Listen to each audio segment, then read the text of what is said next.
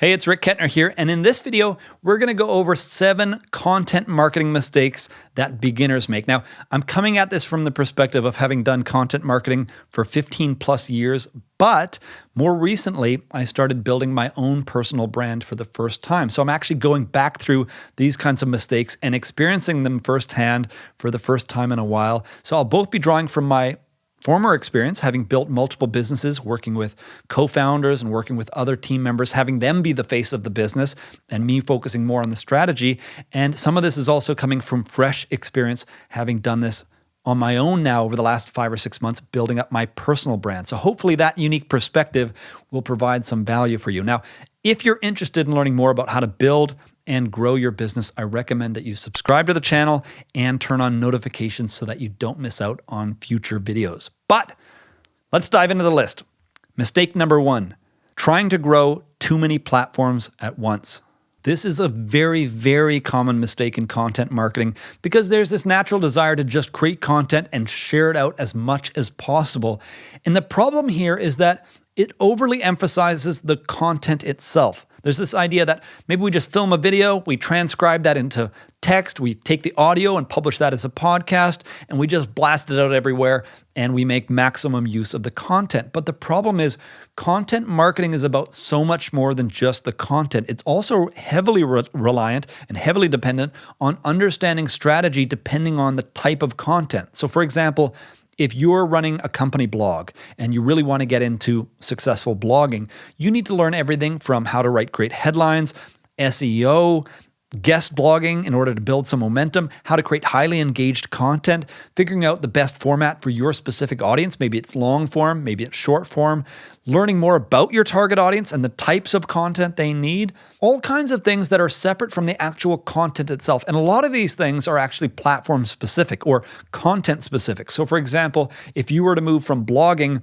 to podcasting or to publishing videos on YouTube, the content itself, the main message, might not change that much from format to format, but the tools and ideas and how you approach content and how you have success in those different formats are quite different. So when you're brand new to content marketing, it's incredibly important that you choose one type of content and one platform and that you really master that craft. So if you were to go on YouTube, you know that thumbnails are important, that the search engine on YouTube is important, that coming up in related videos is important, and that you understand all of the nuances of that specific approach.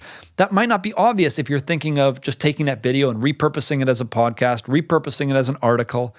It's really important to become a master, even if it's whether you're working alone, whether you have a team, whatever your situation is.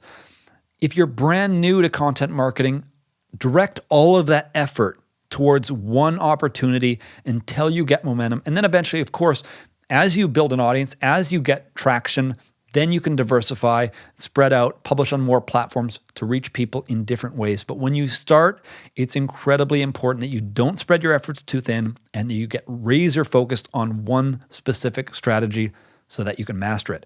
Okay, number 2, failing to focus on a specific niche or topic. This is another really, really big one.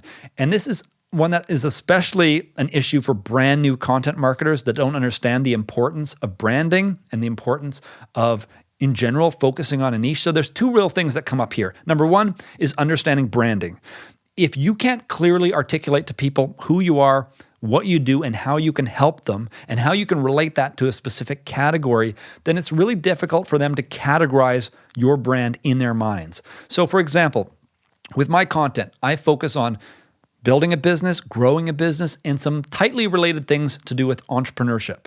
And so when somebody views my videos and they get that sense, they can more easily understand, okay, here's how that person can help me.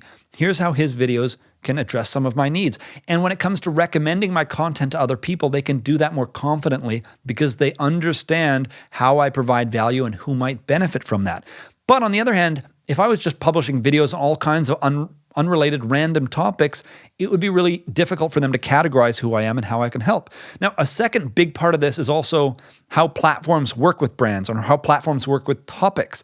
So for example, if I was creating like this, a YouTube channel, and let's say a bunch of my videos were focused on painting. I wanted to teach people how to paint. And so I published some videos on painting, And a bunch of people subscribed because they were interested in that topic.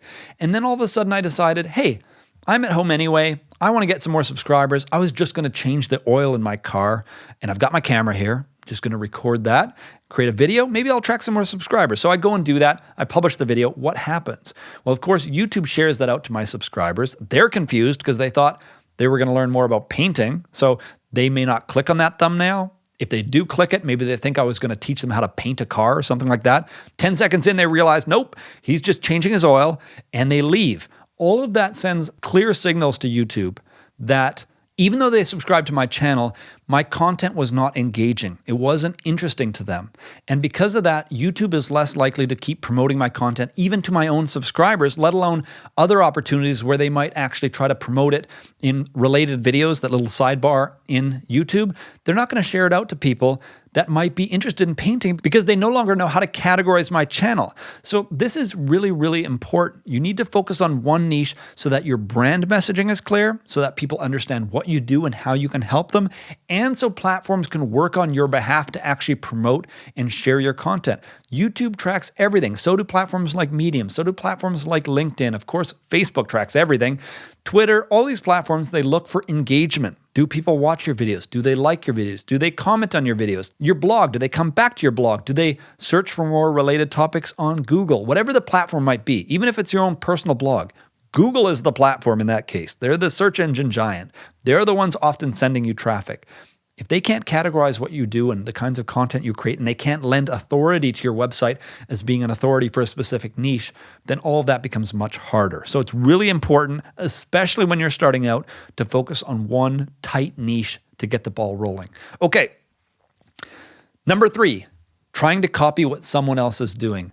This is another really big one. And this is big because I think a lot of content marketers and or creators, different roles, but similar goal, are going to look to see what is already working. They're going to go on a site like, let's say, medium.com and see what kinds of content are already working. Who are the most successful people on this platform and what are they writing about? Or they might go on LinkedIn. What is popular right now? What is taking off?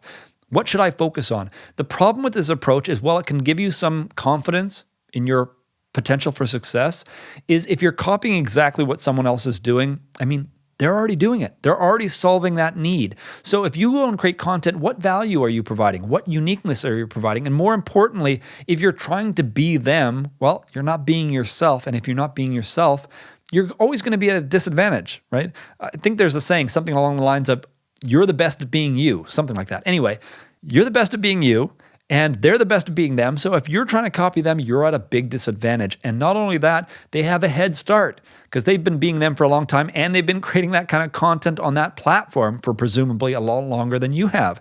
So if you're trying to emulate somebody else, it's a losing strategy. But if you're looking for inspiration, if you're looking for ideas, then what you can do instead is you can look at unrelated fields. You can look at different niches. You can look at different platforms. And instead of copying people within your own sphere, you can go and borrow ideas from another creator or another content marketer in an unrelated field. How do they approach content? What kind of format do they use? What kind of imagery do they use? Do they add humor in? Whatever it is that they're doing that seems interesting, you can take those ideas, borrow some different ones, blend them together, put your own twist on it, and then present it to your audience in a different field. This is the basis of creativity. Borrowing ideas, mixing, matching ideas, giving them a twist, and then doing it in your own way. And so there's nothing wrong with that. But if you're just purely trying to be the next whoever it is, name the channel, right? Name the blogger. If you're trying to be the next them, it's a losing strategy, and you should really take a different approach. Okay, moving down the list.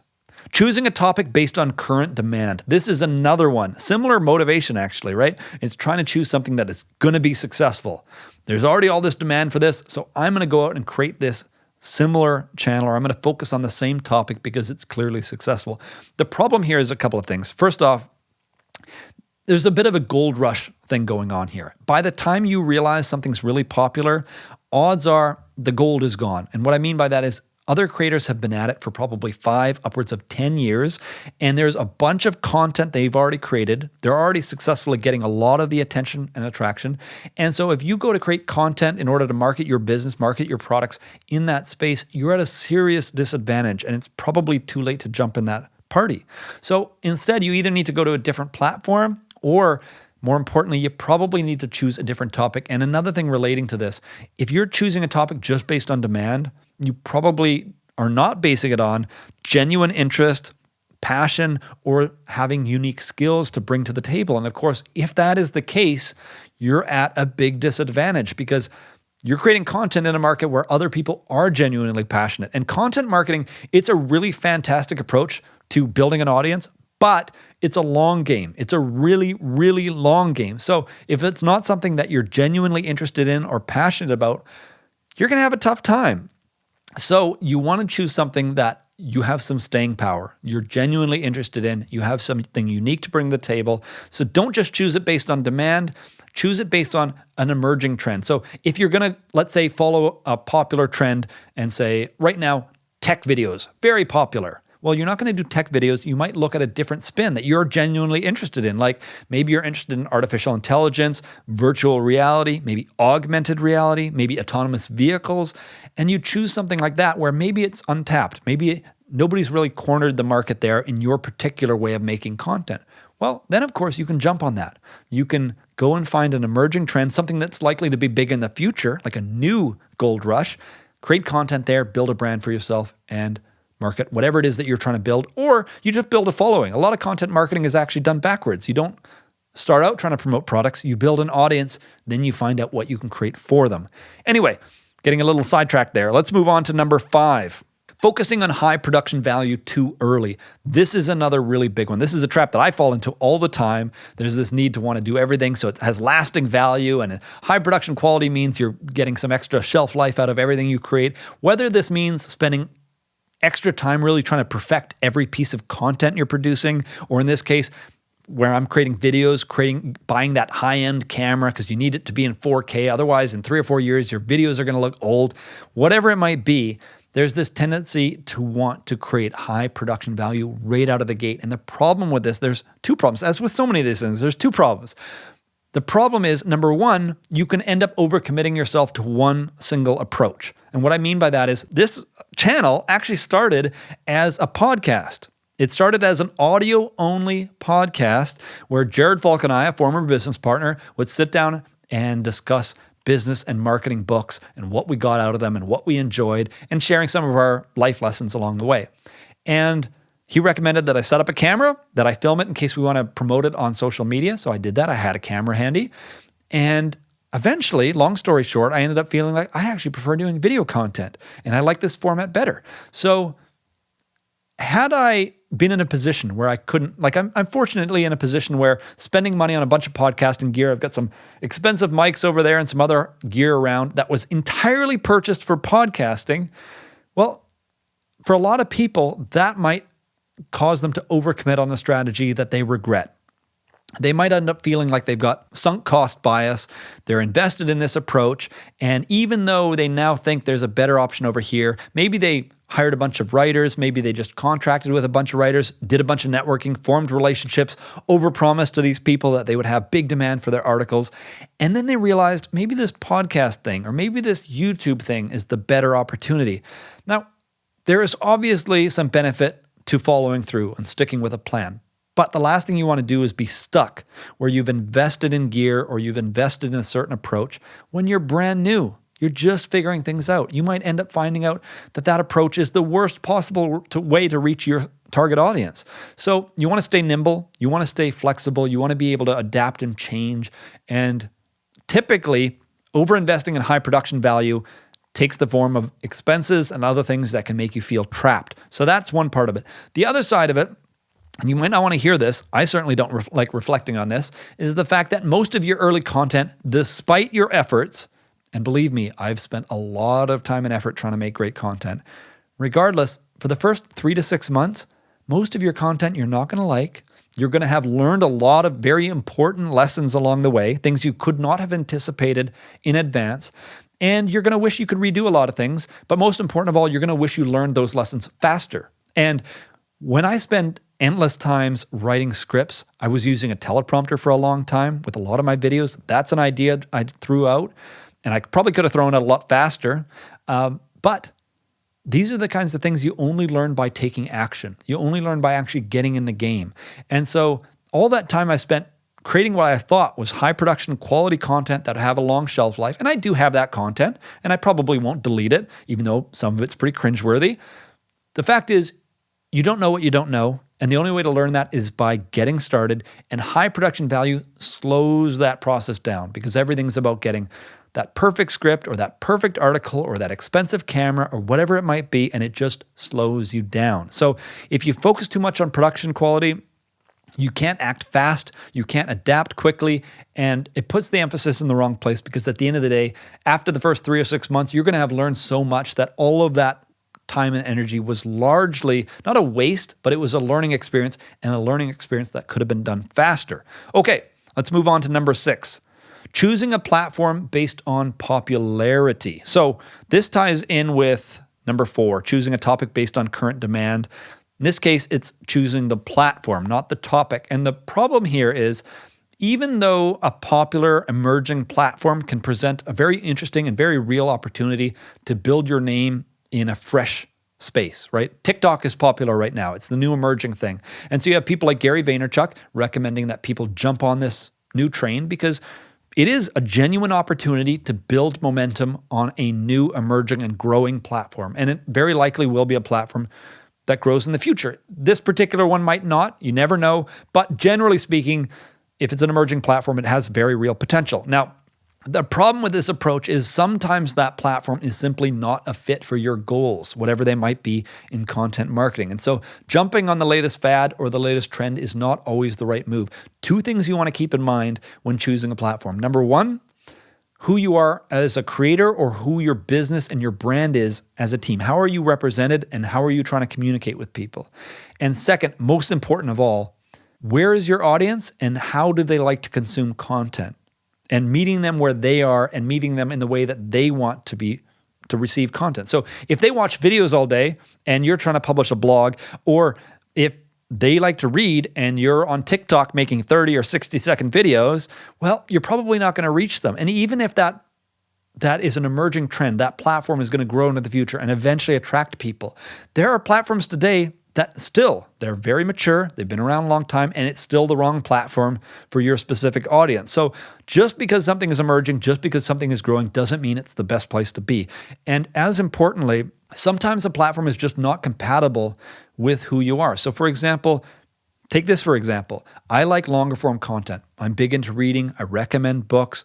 I recommend and advocate for deeper learning, and I try to make my videos go a little bit deeper into certain topics around business, marketing, and growing your business. So publishing 30 to 60-second videos on a site like on a service like TikTok is just not a fit for me. In fact, it's almost counter to what I'm trying to achieve and what I'm trying to endorse and recommend for people. And so even though there might be an argument that publishing some short form content on there in order to feed my YouTube channel, in order to attract people to this channel, there might be an argument for that. But as a primary channel, as your opening strategy, this is where you're going to build your brand. It's really important that you choose something that's compatible with your brand and who you are, and with your audience, how they like to consume content, and ideally where they're already going to consume content. So something to think about there. Number 7, obsessing about numbers and metrics. This is another really, really big one because, of course, it's incredibly tempting to obsess about page views, video views, subscriber count, email subscribers to your blog, if that's what you're doing. The problem here is that metrics, there's a few things wrong with them. Number 1, they're lagging indicators. So whatever you're getting right now as far as metrics, typically, in most situations, as a general rule of thumb, is a result of your efforts, let's say 3 to 9 months ago. I was going to say 6, but let's give it a nice big window. 3 to 9 months ago, that's what you're seeing today. So of course, if you're brand new, let's say on YouTube, or you just started blogging, you have none of that track record. You have none of that history. So whatever you're seeing right now is not based on the efforts you're actually putting in right now and what's likely to happen in the future 3 to 9 months. It's based on almost no momentum right now. And so if you're studying the data and saying, I just published this video and I got 1 more subscriber. A, that's not even statistically valid. That's useless. But B, it can be very discouraging to think, I just spent, several hours creating an outline, filming that video or writing that blog post, and I'm getting 20 views or I've got 30 subscribers. it can be very disheartening. So it's very important to understand there's a separation between your effort and what you're working on and the actual results you're seeing. And that can be somewhere in the ballpark of 6 months. So that's really important to understand. And the second thing is the problem with metrics are they often cause people to focus on manipulating them. So I just recently understood the actual name for this law. I'm going to read this law for you in a second here. I was aware of the concept. It's something I've experienced a lot in business, but I just figured out the name. So Goodhart's law, when a measure becomes a target, it ceases to be a good measure. This is so true in business, and it's very true in content marketing as well. So for example, if you're in business and you're trying to boost revenue and you go to your team and say, here's the target for next month. The problem with setting a target around something like revenue is that typically sales involve a process that might be, depending on the business, anywhere from 3 to maybe, I was going to say 3 months to 2 years. Again, depending on the business. But let's say you're in a business where, on average, the customer gestation period is like 6 months. From when they first hear of your brand, they're aware that you exist. They eventually learn about what you do, how you could help them. They see some of your products. They eventually decide, hey, that seems interesting. I might buy that in the future. And then they finally come up to today and they're ready to buy. Well, that whole time period, when you target something like revenue, you're missing all of that context, and you're prioritizing, or you're telling your team, hey, you need to focus on increasing revenue right now. Well, they can't change the past. So all they can really do is try to condense that down and try to get new customers and get them to buy faster. And of course, all of that can create a very real downside for long-term brand reputation, all kinds of things. Because if the team is incentivized to raise revenue and they can't change the past, well, they're probably going to take shortcuts. And those shortcuts are probably going to have negative consequences. So whenever you hyper-focus on a metric, in some cases, that metric might have been somewhat useful if you were to just stand back and never mention to the team that this is how you're measuring success. And if you yourself were aware of the separation between current results and kind of how long it takes to see the metrics shape up. But the second you tell somebody, this is the metric we're focused on, it creates all kinds of manipulations, unintended consequences, and it causes people to see patterns where patterns don't exist. So when it comes to content marketing, the 2 most important things to focus on: ignore the metrics, focus on understanding your audience on a deeper level and what their needs are, and then getting better and better at meeting those needs by creating content and learning more and more about what works, what doesn't, what format to use, and what actually generates engagement. And if you want to actually judge your work, if you absolutely need a metric to measure success and you feel like you're getting enough momentum that it's actually worth studying metrics, focus on engagement-based metrics. Metrics that tie to these 2 things. Metrics that suggest you understand your audience better and that you're getting better at delivering value. So for example, on YouTube, that might be how long do people watch your videos? What percentage of your video do they make it through? Is that number climbing? What is your loyalty like? How many people come back and watch multiple videos because they're engaging with who you are, what your brand stands for? If you're running a blog, how many people are coming back to look at articles multiple times? How much time are they spending on page? You can set up things like Google Analytics to track this so you can get this data, but you want to look at actual engagement. If you're going to study metrics, and again, understanding the lag between current effort and future success, if you absolutely want to measure progress over time, focus on metrics that aren't vanity metrics. Number of subscribers, huge vanity metric. You can boost subscribers with very little engagement. In fact, there are a lot of channels out there on YouTube that have insane number of subscribers, and then you look at their most recent video and the views are paltry. There's a clear discrepancy between the focus on getting subscribers and those people actually loving their content. And there's a lot of reasons that can happen, but you get the idea. You want to make sure you're actually creating engagement, that people love what you're doing, that you understand your audience, and that you're getting better and better at serving their needs. And ultimately, if you're focused on those things, it's just a matter of time.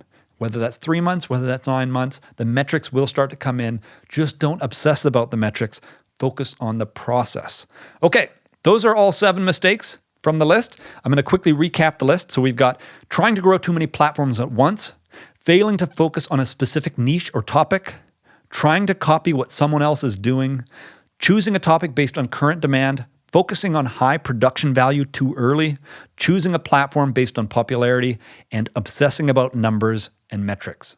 Anyway, that's it for this video. If you enjoyed the video or you got anything out of it, please click the like button down below. It lets me know that you enjoyed the video. And as I mentioned earlier, it helps YouTube recommend this video out to more people here on the platform. And if you want to learn more about how to build and grow your business, I recommend that you subscribe to the channel and turn on notifications. That way you won't miss out on future videos.